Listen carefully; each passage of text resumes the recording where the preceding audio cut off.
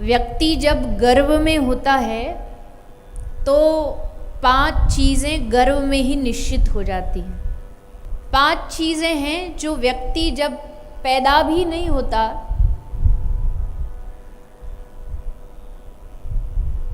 गर्भ में ही होता है, गर्भ में ही निश्चित हो जाता है। एक उसकी आयु,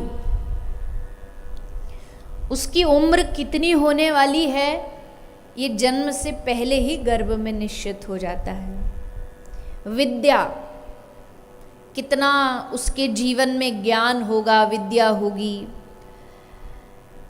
जन्म निश्चित हो जाता है तो मृत्यु भी निश्चित हो जाती है। जन्म से पूर्व ही कब, कहाँ, किस समय, किस घड़ी, ये भी पूर्व में निश्चित होता है।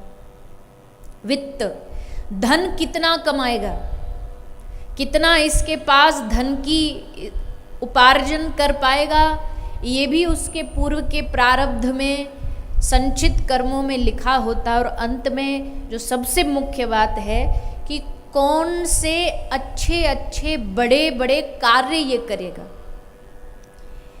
ये भी भगवान पूर्व में निश्चित कर देते हैं। कौन सा युग है? कलियुग। कलियुग अगर आम बोलचाल की भाषा में बात करें, कोई पूछे कलयुग कैसा युग है तो बड़े आसानी से हम कह देते हैं पाप भरा युग है, पाप का युग है कलयुग। कलयुग में ऐसा है, कलयुग में वैसा है, कलयुग अधर्म से भरा हुआ है, आदि आदि।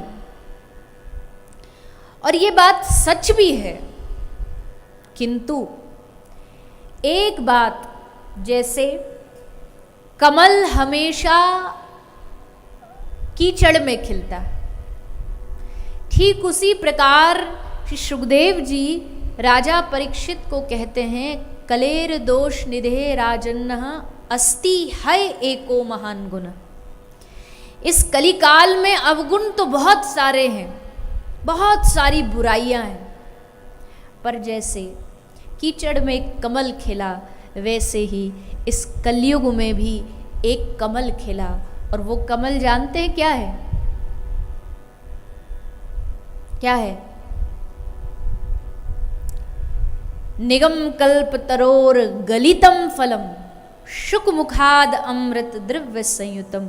ये जो भागवत है ये कलयुग में खिला हुआ कमल है, ये पुष्प है जो हम सबको यहाँ कलयुग में प्राप्त हुआ है। आप कहेंगे कि हम कैसे मान लें कि हमको ये प्राप्त होना ये कोई बड़ी बात है? बोले ये बड़ी बात, इतनी बड़ी बात है कि हम मानवों को छोड़ो, अगर अभी इसी क्षण देवताओं का मन किया कि हमको कथा सुननी है, महाराज इंद्र का मन किया, देवराज इंद्र का, गंधर्वों का मन किया कि हमको कथा सुननी है, और वो भी कहाँ सुननी है? स्वर्ग में सुननी है, क्योंकि जो जहाँ रहता वहीं तो कथा कराएगा। अब आपको कथा करानी तो आपने व्यास जी को यहाँ बुलाया कि आओ हमारे शहर आओ, यहाँ की कथा सुनाओ। तो देवताओं को स्वर्ग में देवताओं का वास, अब देवता कहें कि जी हमको आकर के स्वर्ग में कथा सुनाओ, तो आश्चर्य देखिए, स्वर्ग में कहीं पर भी भगवान की कथा श्रीमद् भागवत उपलब्ध नहीं हो सकती। भागवत की वहाँ एंट्री नहीं है, वहाँ श्रीमद् भागवत श्रवण कराने के लिए कोई उपलब्धि नहीं है। तो फिर देवताओं को कथा सुनने का मन किया कभी तो क्या करेंगे? इस धरती पर आएंगे, इस पृथ्वी पर आएंगे और खोजेंगे कि कहाँ भगवान की कथा कहीं सुनी जा रही है। और जब उनको पता चलेगा कि परतवाड़ा महाराष्ट्र में भगवान की कथा हो रही है, तो सब अपना धाम छोड़ के, स्वर्ग छोड़ करके, वैकुंठ छोड़ करके यहाँ धरती पर आकर के श्रीमद् भागवत कथा श्रवण करने के लिए बैठ जाएंगे। अब बताइए, ये कृपा नहीं तो और क्या है?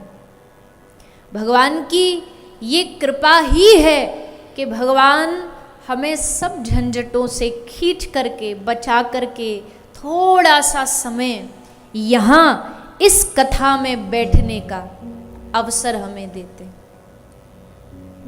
कथा क्या है? जैसे जिंदगी एकदम दौड़ रही हो, भाग रही हो, एकदम हाई स्पीड पर चल रही हो, और उस भागती हुई जिंदगी में थोड़ा सा 7 दिन का एक ब्रेक है।